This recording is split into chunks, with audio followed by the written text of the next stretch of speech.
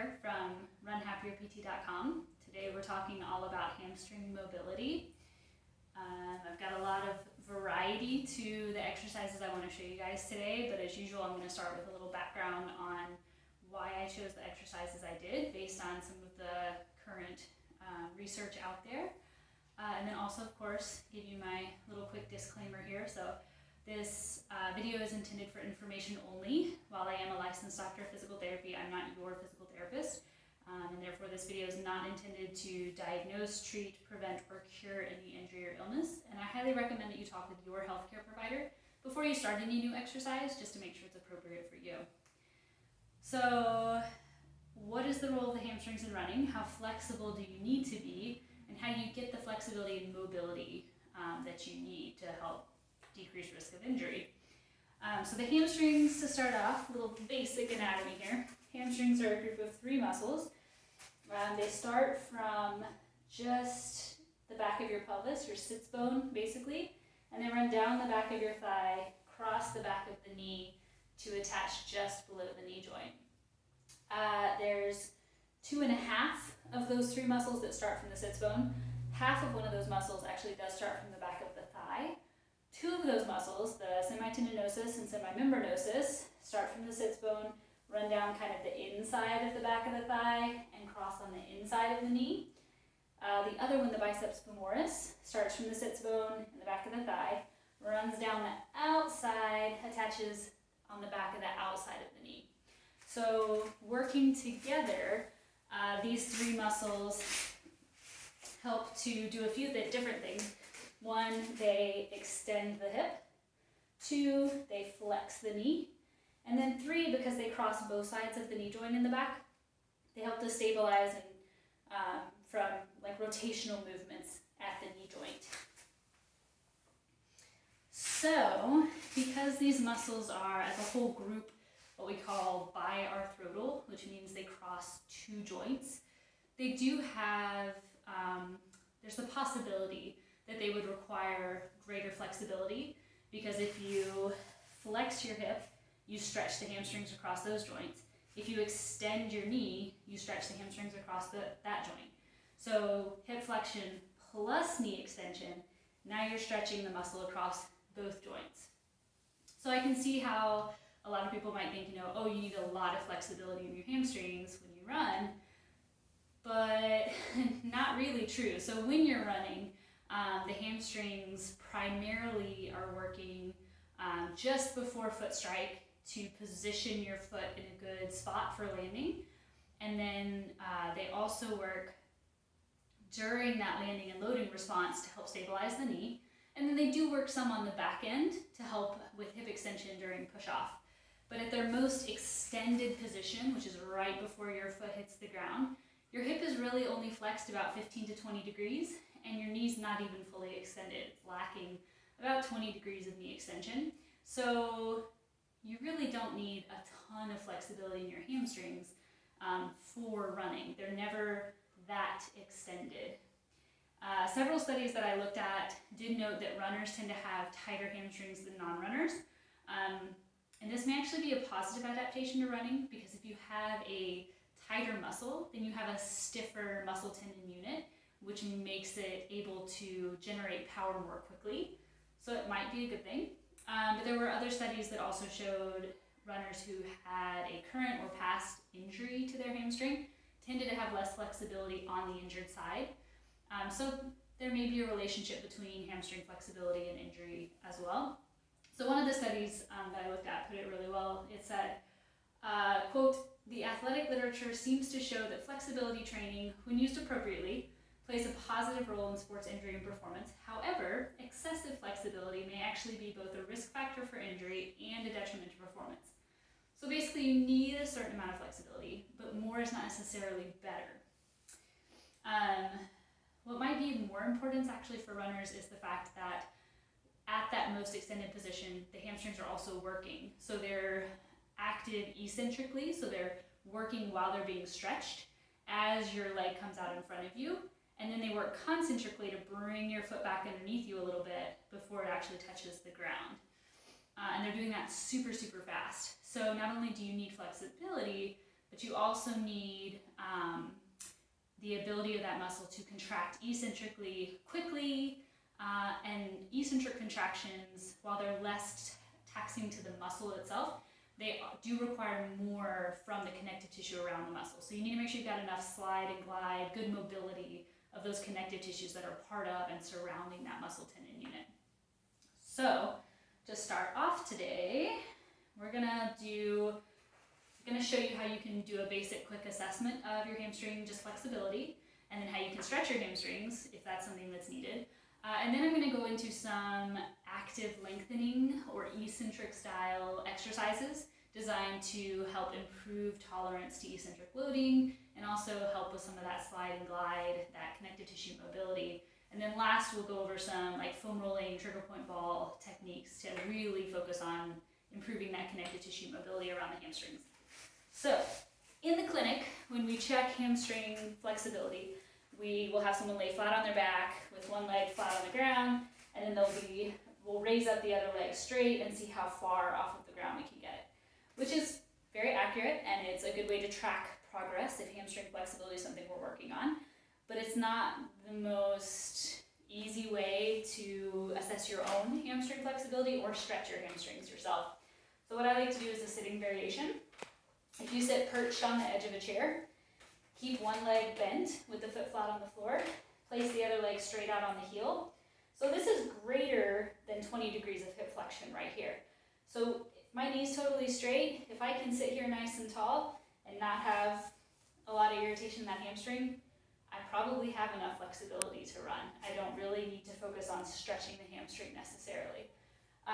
If you wanted to stretch the hamstrings, or you find that sitting here is really uncomfortable through the hamstring, you want to sit up really nice and tall.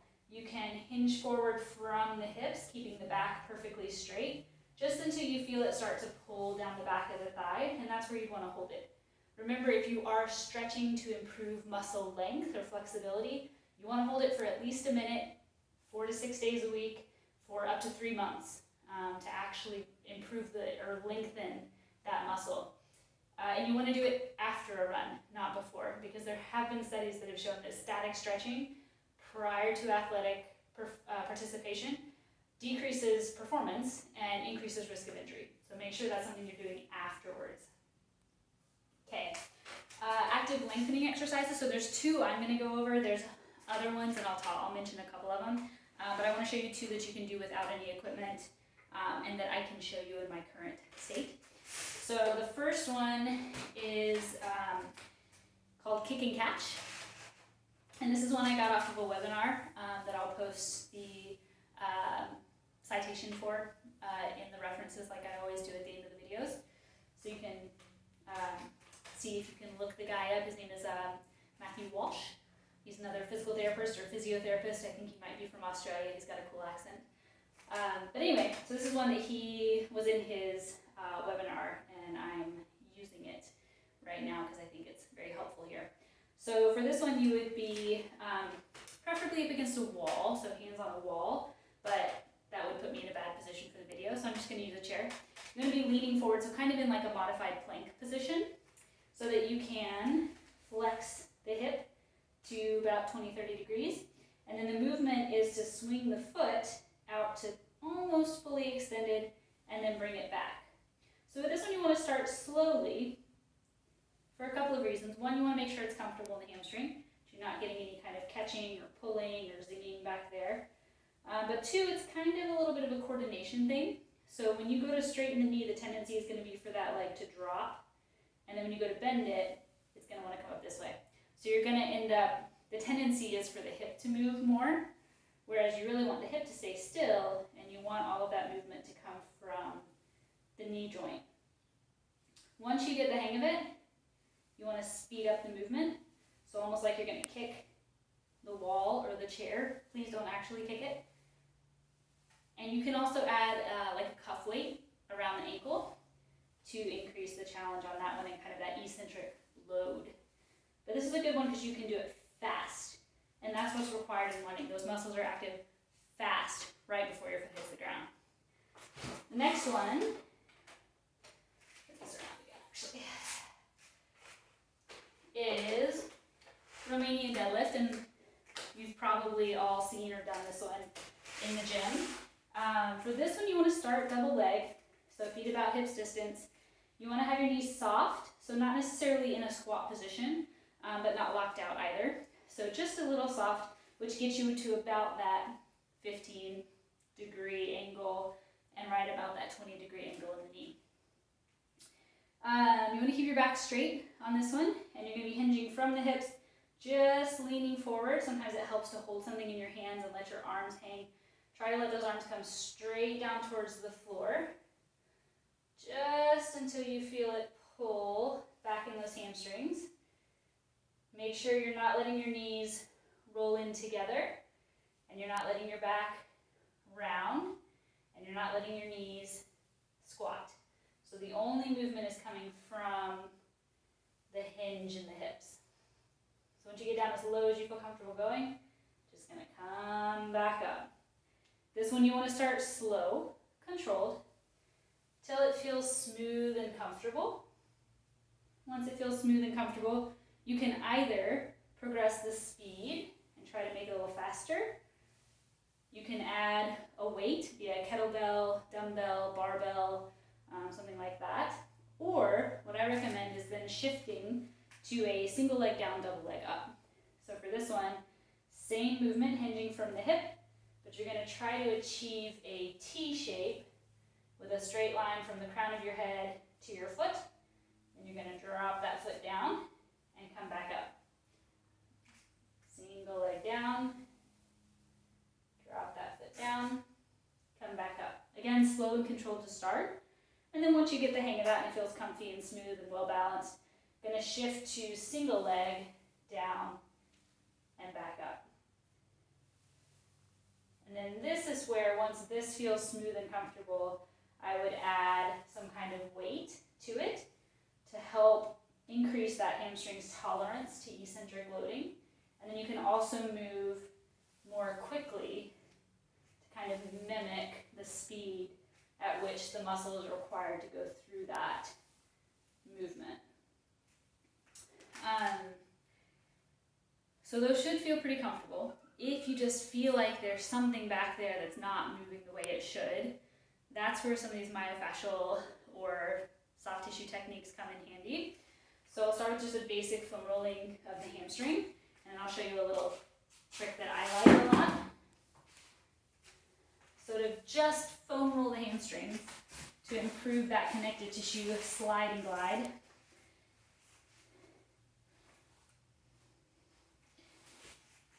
You can either cross the top leg over figure 4 or just down at the ankle.